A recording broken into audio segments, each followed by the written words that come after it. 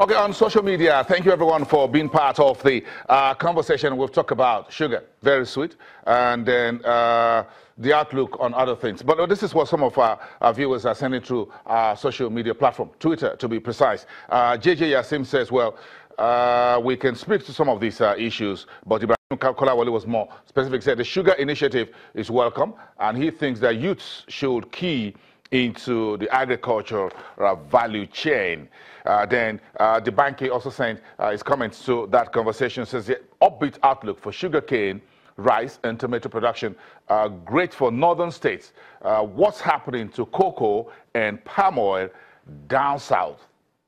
Then we have Ibrahim Kolawole send another one on the FMCG. That's what's called the fast-moving consumer goods. Says it's huge here compared to some economies in Africa.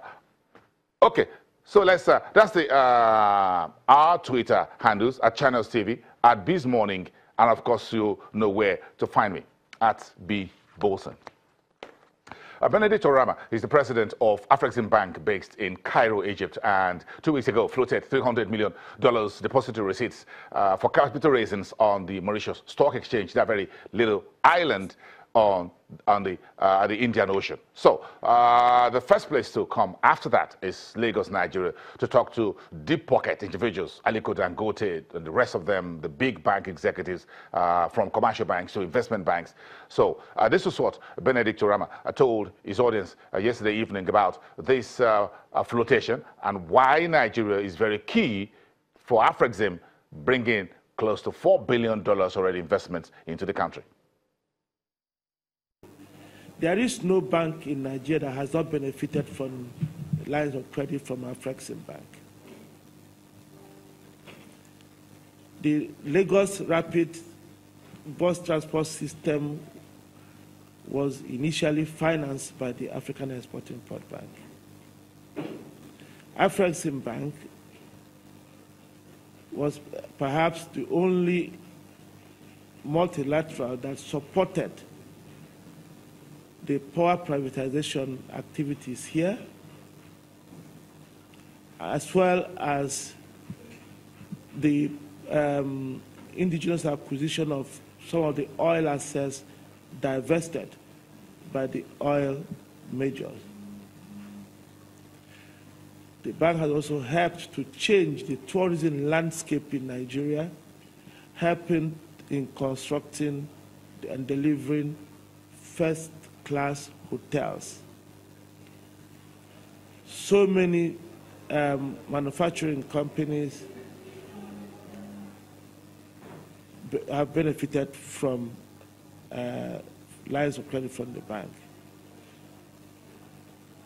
And trade finance has been made easier because of support the bank has provided through many of the banks to the different trading entities.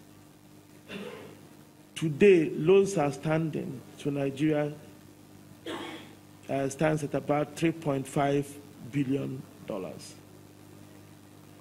At the height of the economic crisis in 2015 and 2016, AFrexim Bank was there, standing shoulder to shoulder with others to help deal with the problems. We disbursed in a rapid fashion about $2 billion to help manage the currency situation and to help many of the local banks to avert default in their trade finance obligations. So the bank has had tremendous development impact, tremendous relevance to Nigeria. And AFrexim Bank is pursuing a 5-year strategy, the 5th one, which it commenced this January. That strategy is called Impact 2021.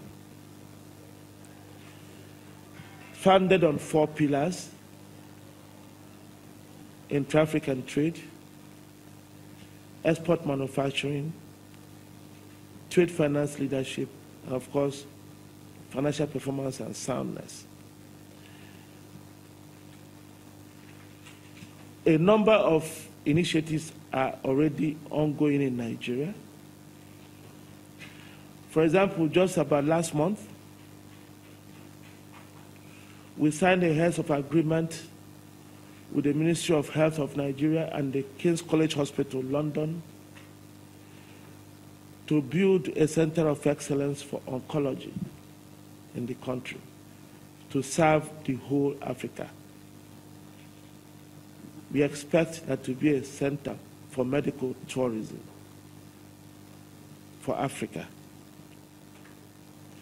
We are working with the Federal Ministry of Trade and the Ogun State government to develop a standards and quality certification center in Ogun State to make it easier for our exporters to export certain kinds of goods around the world.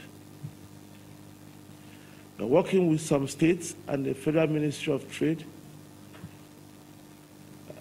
and their investment to develop about 2 industrial parks in Nigeria. All these will call for investments that are actually very, very significant. We are doing the same kinds of activities across Africa. We have a pipeline of about $50 billion.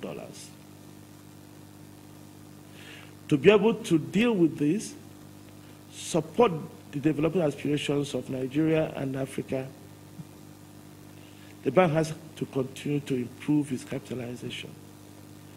The bank has to create an instrument that makes it possible for it to have a source of permanent capital. That is why we decided